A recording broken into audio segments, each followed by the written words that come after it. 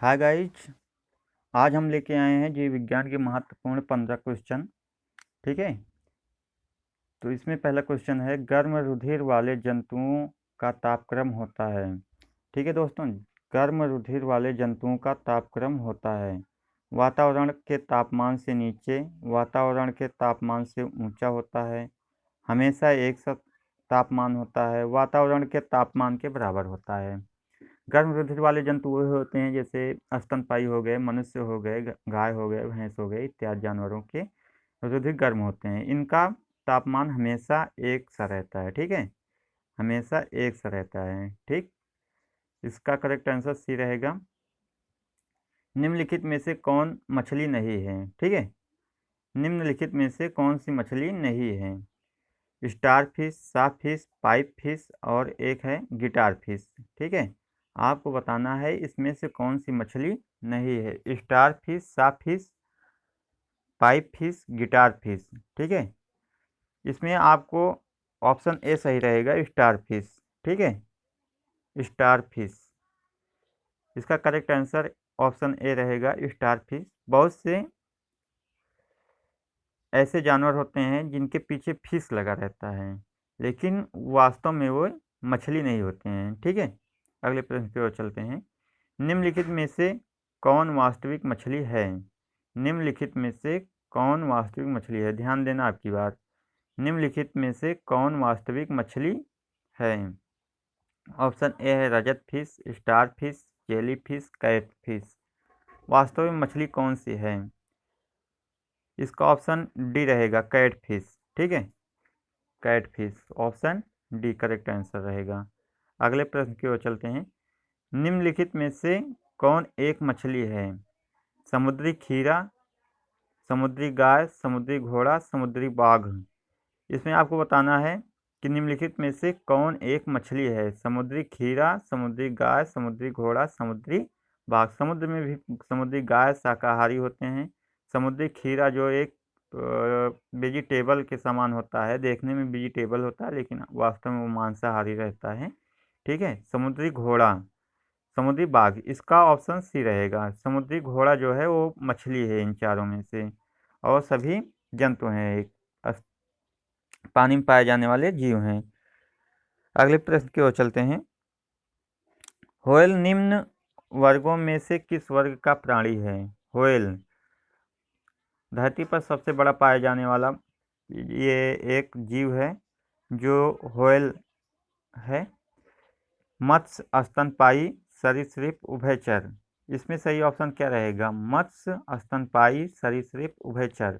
इसका सही ऑप्शन रहेगा स्तनपायी, क्योंकि व्हेल जो है स्तनपायी होते हैं। ठीक है,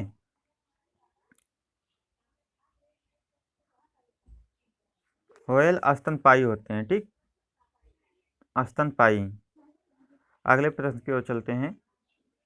निम्नलिखित में से कौन सा स्तनपायी है? निम्नलिखित में से कौन स्तनपायी है? Shark, squid, octopus, whale.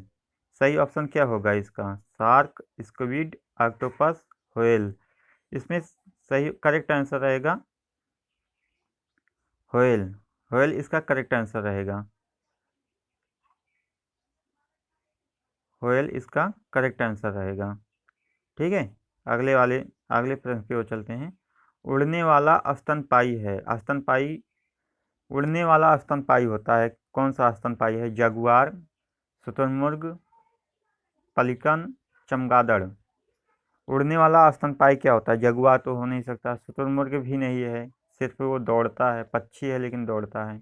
पलिकन भी नहीं हो सकता। इसका सही आंसर रहेगा चमगादड़। चमगादड़ इसका करेक्ट आंसर रहेगा। ठीक है, अगले प्रश्न की ओर चलते हैं। डॉल्फिन को वर्गीकृत किया गया है। डॉल्फिन, डॉल्फिन मत्स्य में, ए ऑप्शन है मत्स्य में, बी ऑप्शन उभयचर में, सी ऑप्शन सरीसृप में, डी ऑप्शन स्तनी में। ठीक है, वास्तव में ये रहते हैं पानी में, लेकिन इस सांस लेने के लिए एक बार ये ऊपर आती है डॉल्फिन।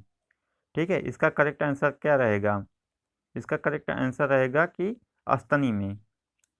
ठीक है, डॉल्फिन स्तनी के अंतर्गत आता है। ठीक है, निम्नलिखित में से सील किस जाति का है? निम्नलिखित में से सील किस जाति का है? सील एक प्रकार का जीव है जो पानी में रहता है। इसका ऑप्शन कौन सा सही रहेगा? ऑप्शन ए है मछली, बी है सरीसृप, सी है पक्षी, डी है स्तनपायी। सील आपको बताना है सील किसके अंतर्गत आता है। ये ऑप्शन डी के अंतर्गत आता है। ऑप्शन डी स्तनी के अंतर्गत। Option D is correct answer. अगले प्रश्न की ओर चलते हैं। अगले प्रश्न की ओर, मनुष्य में कौन सा गुण अन्य सभी वानरों से अलग करता है? मनुष्य में कौन सा गुण अन्य सभी वानरों से अलग करता है? ठीक है, जानने की इच्छा प्रकट करना। ऑप्शन बी घ्राण शक्ति का अल्प विकास होना। घ्राण शक्ति का अल्प विकास होना, घ्राण शक्ति है विपरीत अंगूठे। ठोड़ी का बाहर निकलना, ठोड़ी का मतलब होता है ढोड़ी, ठोड़ी का बाहर निकलना। इसका ऑप्शन ए सही रहेगा। करेक्ट आंसर ए सही रहेगा, क्योंकि इच्छा प्रकट की जा सकती है, मनुष्य इच्छा अपनी प्रकट कर सकते हैं। ठीक है, जो कि बानर अपनी। अगले प्रश्न की ओर चलते हैं। निम्नलिखित में से कौन सा एक कपि नहीं है? कपि, ठीक है, कपि।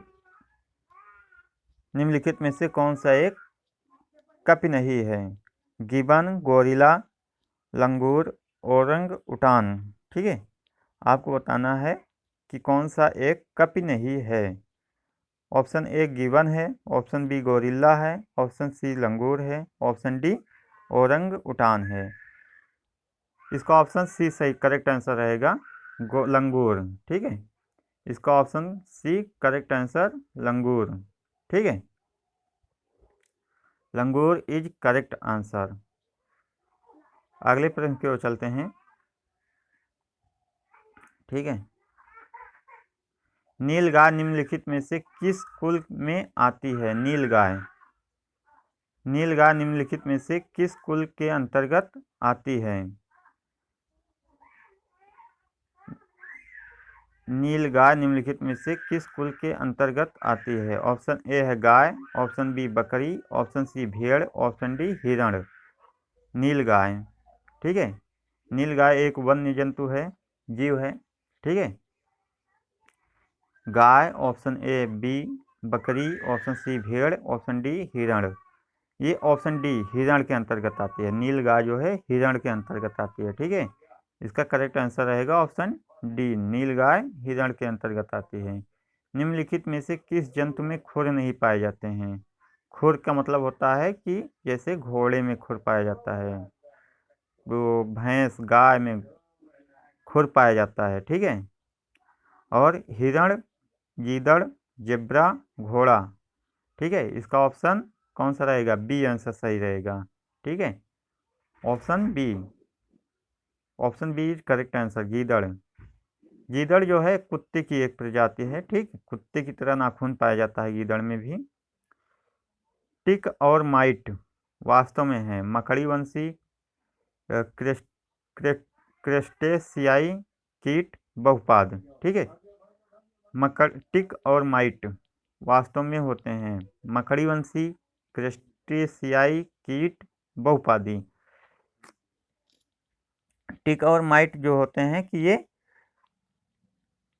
ये मकड़ीवंशी के अंतर्गत आते हैं। ठीक है, ऑप्शन ए सही आंसर रहेगा, मकड़ीवंशी। ठीक, टिक और माइट मकड़ीवंशी के अंतर्गत आते हैं। टिक और माइट मकड़ीवंशी के अंतर्गत आते हैं। ठीक, अगले प्रश्न की ओर चलते हैं। ठीक है, 15 क्वेश्चन का ये श्रृंखला पूरा हो गया। ठीक है, इसका आपको पीडीएफ की आवश्यकता होगी तो टेलीग्राम चैनल साइंस इन हिंदी नाम का चैनल है, जिसे आप ज्वाइन कर सकते हैं। ठीक, और आपको सभी पीडीएफ उसी पर प्रोवाइड कर दिया जाएगा। ठीक, आप सब लोग पीडीएफ ले सकते हैं। और जो भी चैनल को सब्सक्राइब नहीं किया है, पहली बार जो चैनल को देख रहे हैं, वो चैनल को सब्सक्राइब कर लें और बेल आइकन दबा लें, ताकि आपको नोटिफिकेशन हमेशा मिलता रहे। ठीक है, नमस्कार, जय हिंद।